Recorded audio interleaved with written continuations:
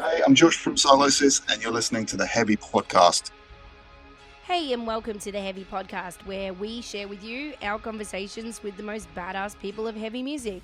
I'm Ez, and this episode I'm joined by Josh Middleton of Sylosis. Sylosis are releasing their 6th studio album, A Sign of Things to Come, on September 8th. So let's jump in, shall we?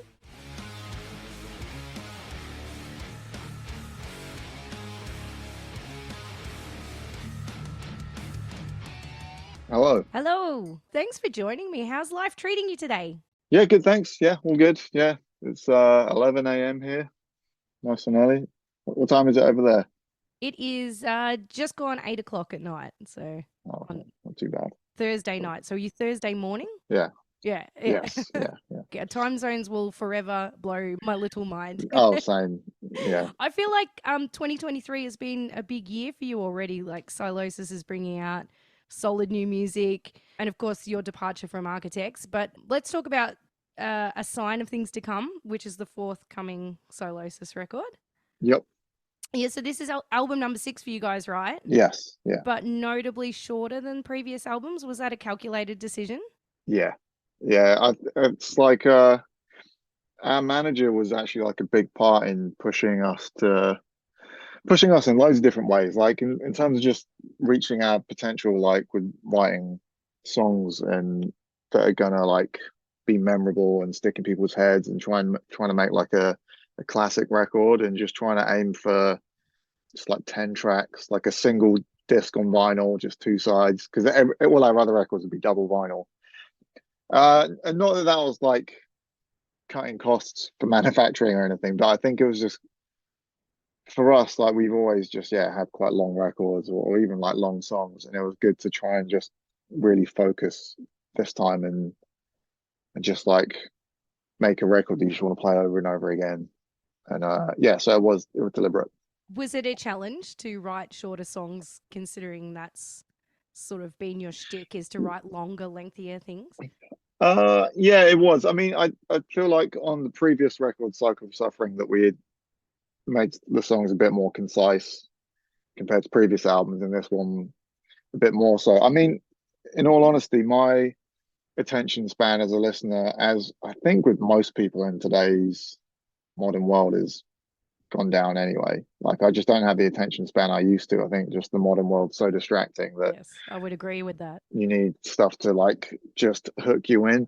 I still want the songs to feel like there's they're packed full of stuff, like riffs and everything. Like I don't want it to feel like we've just dumbed it down Yes. necessarily. I don't think we're just doing verse chorus like structures, but yeah, it's definitely a challenge to get a song that feels like it's taking you on a journey, or has like some real substance to it, but is like less than 4.5 minutes. Yeah. So that it's definitely it's way harder to write 4.5 minute songs. And in the past, I was always like, I've always been very proud of what we've done and put a lot of attention to detail in it, but it's easier to write a longer song because you don't have to be as ruthless with yourself and be like, oh, well, this riff might be the best riff in the song, but if the song would be better if it's not in it, then you have to sacrifice it, and that would be harder for me in the past. Whereas now it's like, do what's best for the song. Yeah. Oh, look, I try not to say in my band we do this, but I know that very scenario. And what we do is we just bank it and we just turn that riff into a new song somewhere else. Yeah, exactly. Yeah, and that's the best thing to do, I think. Like, and just knowing when to recognize that. Yeah. Yeah, definitely. Is there an underlying theme to the songs on this record? Not really. No, I wouldn't say there's like a concept or anything. And the title track was the last song to be written, and it wasn't going to be the album title for a while. So actually Deadwood was going to be the album title. I had that idea for quite a while. Yeah, I guess like a lot of the lyrics, well, all of the record was pretty much written within the pandemic. So obviously the sort of just state of the world in that period was, you know, it went into the lyrics, and there's like all sorts of different topics there. The title track itself is kind of that feeling of like the anxiety around what the future holds, whether it be like, things that are happening politically or like climate change or whatever it might be, and like just doom scrolling, and especially when you're just like locked in your home all day and you've got nothing else to do, and your mind Mm. just goes to like, negative places. It was awful. Like Yeah, Australia was bad. Yeah, whereabouts are you? in Melbourne, so yeah, where it was pretty much Yep, the worst. So the worst. yeah. Yeah, Um and I think for creative people in particular, it was hard for everybody, of course, but yeah, I find just because I'm surrounded by creatives, I hear the same thing like interviewing bands post pandemic. You're all saying the same things basically, yeah, and we were all suffering through that, you know. yeah. It's not good for us to be trapped inside our own heads. No, yeah, and it's definitely, there's not a lot of it that's like from a necessarily like a personal perspective, like woe is me, like I had a bad time. Yeah. But yeah, it's more just like, yeah, state of the world stuff, or even like things like in the UK, like the right to peaceful protesting has been like stamped down. Like just all of that kind of stuff just feels a bit like, where are we heading? Like, Yeah. especially politically. So yeah, but there's no like, I wouldn't say there's an underlying theme on the record. But I guess like, state of the world kind of stuff, it comes in to play in a lot of the songs. Yeah, and that's completely fair considering what we've all gone through. Do you think that our kids are going to do better than we have, I or think so. yeah, I yeah. think like, at least in terms of like social way, I think the, the progression in society towards like understanding different types of people and that sort of thing is going to be better. Like our kids are going to probably all be brought up with a bit more tolerance and understanding for other people. Yeah. So yeah, I'm still hopeful. Yeah, I agree. I'd like to hope that future generations are geared up to flip the script, so to speak. Yeah, yeah, I read somewhere that you approached this record from the standpoint of sort of rediscovering what you first loved about metal. And you know what? I think most metalheads can confidently recount a moment or moments where they got bitten by the metal bug. Tell me about the kid that you were when this happened for you. Like, what was your fuck yeah moment?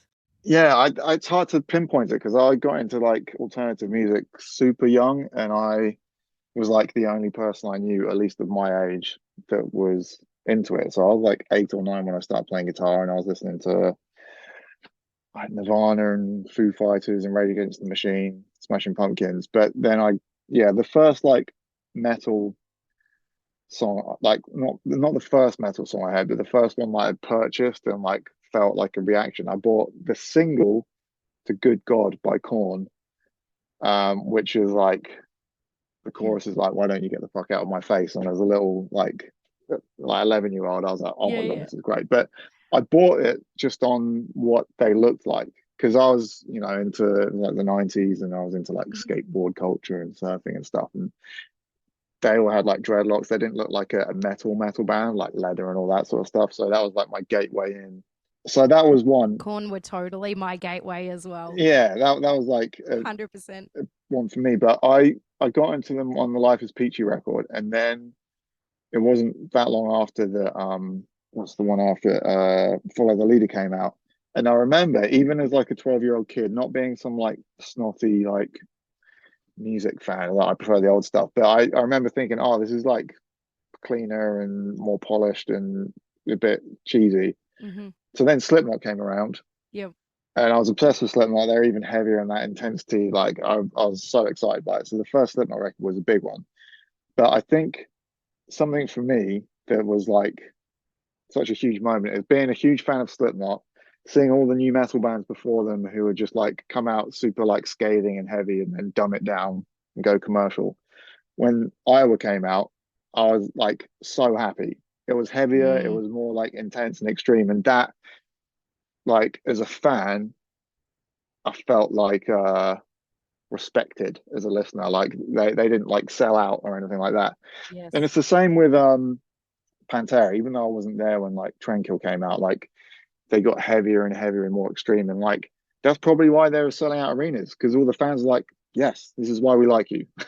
Yes. So like Yeah. that feeling of bands like getting heavier or having that like visceral primal energy is something that um You're pushing the envelope, so to speak. yeah, and that was like really exciting as a kid, like especially like Slipknot were my gateway into extreme music, because they would always be referencing Morbid Angel and Cannibal Corpse, so I'd be like checking out those bands, and that's how I got into death metal and then thrash and stuff.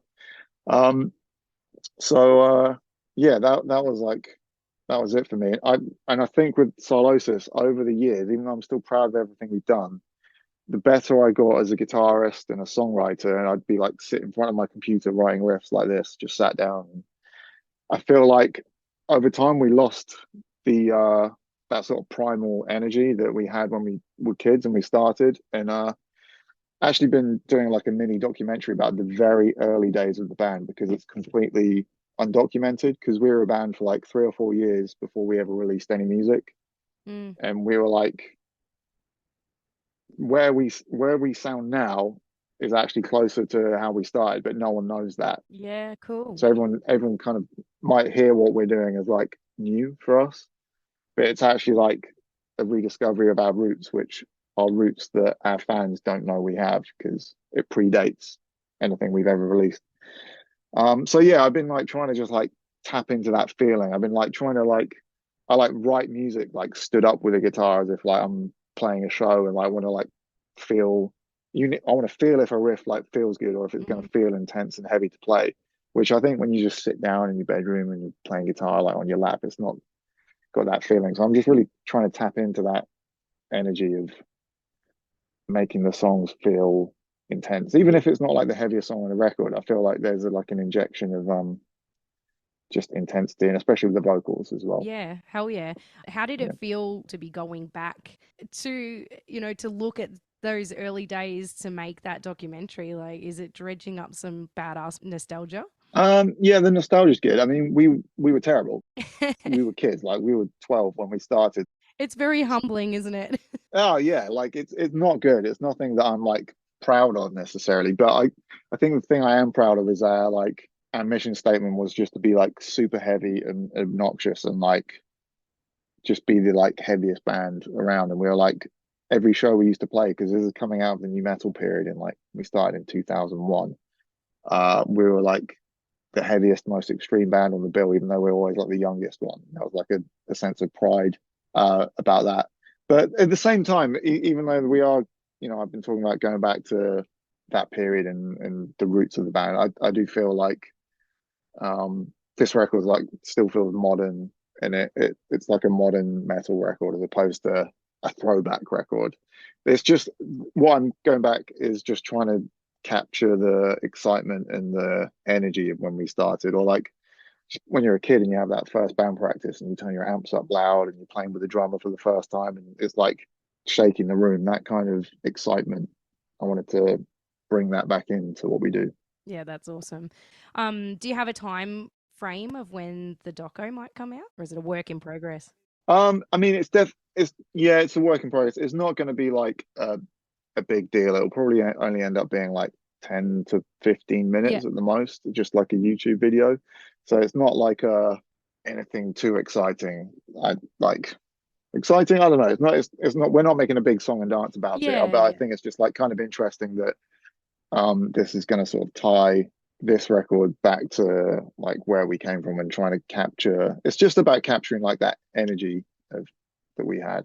Yeah, Yeah, sure. And giving that little bit of an insight, I suppose. exactly. Yeah. Um, how much of your early influences still have an effect on your songwriting now? Admittedly, it's more than ever. Yeah, because I think like Slipknot was a band that were big for me as a kid, and there wasn't much of that in our music, and there still isn't, because I think as we started to, grow and evolve, new metal was sort of like, falling by the wayside, and Yeah, and there was this new wave of American heavy metal stuff like Chimera and Lamb of God, and we definitely didn't want to be like new metal or anything. I'm not really a new metal fan, and I think maybe it's like unfair to call Slipknot that, but so that was never something that came through in our music too much. But I think the energy of like a lot of just records that were produced by Ross Robinson back in the day, where vocalists sounded pissed off and they meant it and trying to like Yeah. really like feel the lyrics that you're doing. So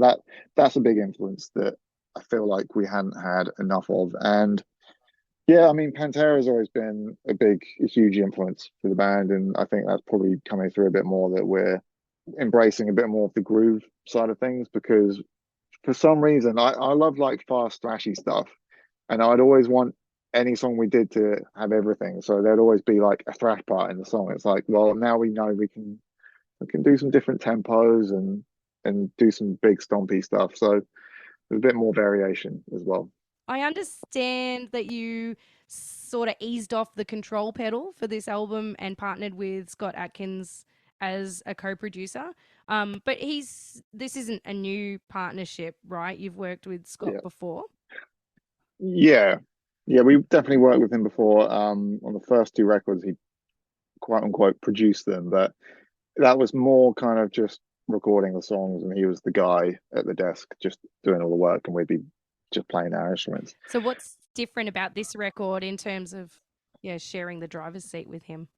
So this time, we reached out to him well in advance before going in the studio, like months in advance, with all the demos, and getting him to give us like some real feedback on the songs. And the cool thing about him, so he used to play guitar in a band called Stamping Ground, which was quite a big metal slash hardcore band back in the day. I wouldn't call them metalcore, even though that's what they Mm. were, but they're definitely like Slayer with a hardcore thing. It wasn't like metalcore as we know it, but they're an awesome band. But so he came from a musical background, but when he's in like the producer seat, he really puts a different mindset on, and he just tries to.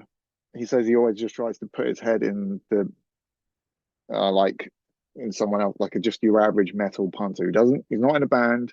Like just his Yeah. friends that he goes to shows with, he don't play instruments, but like they're just what do they connect with? What are they waiting for in a song? And you want that like anthemic hooky stuff. You want to know when the vocals coming back in. You're like, oh, I can sing along to this and stuff. And we definitely wanted a lot more like of an anthemic feel, even if it's still like really heavy. So like Great Hmm. Southern Trendkill, like huge influence for us. And it's the song The Great Southern Trendkill is like catchy and like the chorus is like sing along, but it's still super heavy. So it doesn't anthemic doesn't necessarily mean like radio rock or anything to us. Yeah, yeah. So that was a big part of it, but also our manager is credited as executive producer because he had a very similar, like quite a detailed input into the songs and arrangements, and he even came here and did some vocal stuff with me. Like I'd be sort of producing myself, but he was here with me, just like, no, do that line again, more enunciation, or like you need to sound more pissed off there. And Hmm. so both of those guys had a big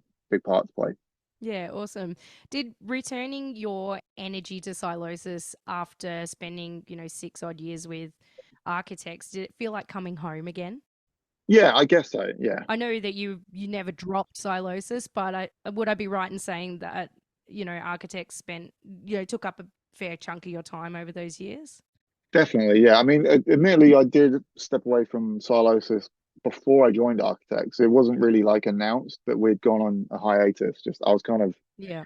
I'd set up lots of limitations around the band, like we play in E standard, we don't down tune, we don't play anything that sounds like breakdowns, and like it just wasn't actually all that fun. Like playing those songs, it's just like okay, I've got to just stand here, I've got to do all these technical riffs, and I wanted to just like do something different and just a bit heavier and more fun, I guess. But then I joined Architect, so the band was on hiatus for a while. We did Cycle of Suffering, but that came out like a few weeks before the pandemic hit. So we didn't do any touring or for it or anything, obviously.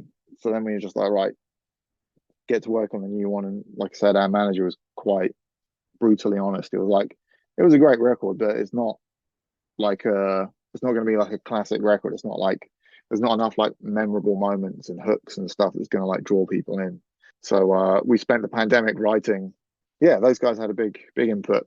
What did you take away from, like, 'cause obviously the two bands, the Architects and Sylosis, two vastly different bands. What did you take away from Architects that you think has contributed to you growing as a musician?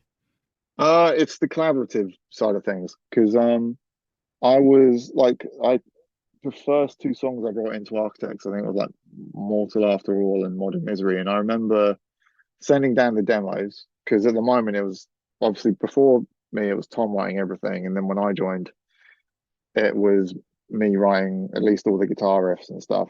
And if not a lot of the material, and Dan would more sort of produce my material.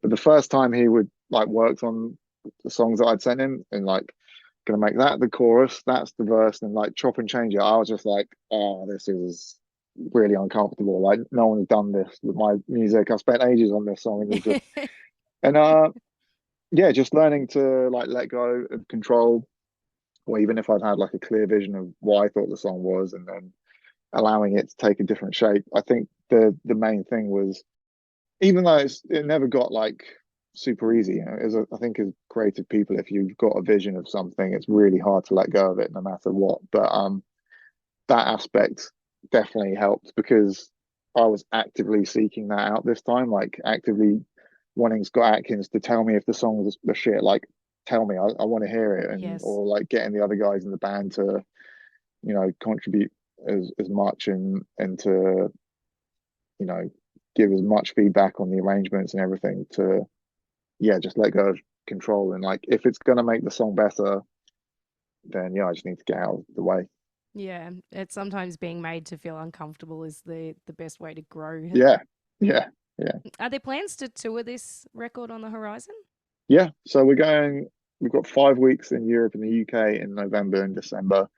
And it looks like we'll be hopefully over in Australia in the first half of next year as well. Yeah, that's what we wanted to hear. Which I hadn't expected. I hadn't really considered we had a look at our analytics recently, and like Australia was like the fifth best territory for like streaming and stuff for us, which was kind of surprising but very cool. So yeah, we want to spend a lot more time over there. Does not surprise me. All my friends are fans, so Oh, cool. Awesome. We'll all be front and center. Yes. Would you like to play a game? Sure, yeah. Let's do it. It's a little bit of a classic one. We're going to call it This or That. The choice is yours. You can get with this or you can get with that. You can get with this or you can get with that. You can get with this or you can get with that. I think you get with this because this is where it's at. It's very straightforward. I'm just gonna give you two options and you have to pick one only. Yep. You can elaborate on your choice if you desire, but you don't have to. Okay. Let's go. I'm going to start with a real stock standard one. Dogs or cats? Cats. Sorry. I'm a selfish person. Text or phone call? Phone call. Metallica or Pantera?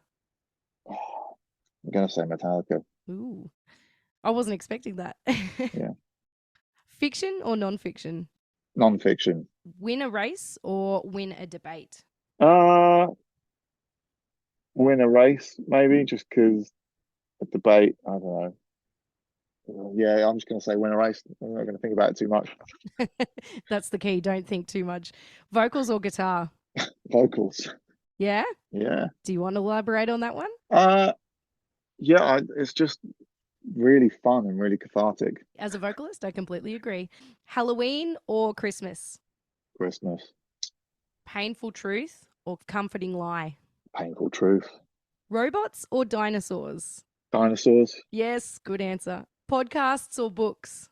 Podcasts. I haven't read a book in so long. Podcasts are just so much easier, right? I love reading books, but it feels harder to sit down. Yeah, doing the washing up. Yeah, exactly. You can get shit done while you're listening to your podcast. Ocean or swimming pool? Ocean. Performing or recording? Performing. Yep. Education or experience? Experience. Test the waters or dive in the deep end? Dive in the deep end. Yeah, hell yeah. Aliens or ghosts? Yeah, both are sick. Aliens, because it's in the news. All right, last one. Freedom or hope? Freedom. That's a weird one. I don't know. Yeah. Oh, I think my AirPods have just died. Hang on. Can you hear me? Yeah, just at that very last bit. My AirPods are, as of yesterday, I think the battery's just done. No good. No, I just said that it was a bit of a nasty one to throw you at the end there. That freedom or hope is like, well, how do you answer that one? Anyway, that was the this or that game. Thank you for playing. Josh, thank you so much for joining me on the Heavy Podcast this afternoon. No worries. Thanks for having me. I'm looking forward to the new album, and I hope it is a massive success for you. Thank you. Yeah, hopefully see you in the new year. Hell yeah. Thanks so much for your time. Cool. Nice one. Thank you so much. Have a good evening.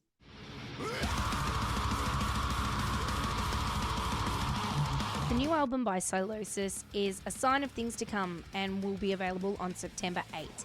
Make sure you check out the latest singles, Deadwood, Poison for the Lost, and the titular track, A Sign of Things to Come.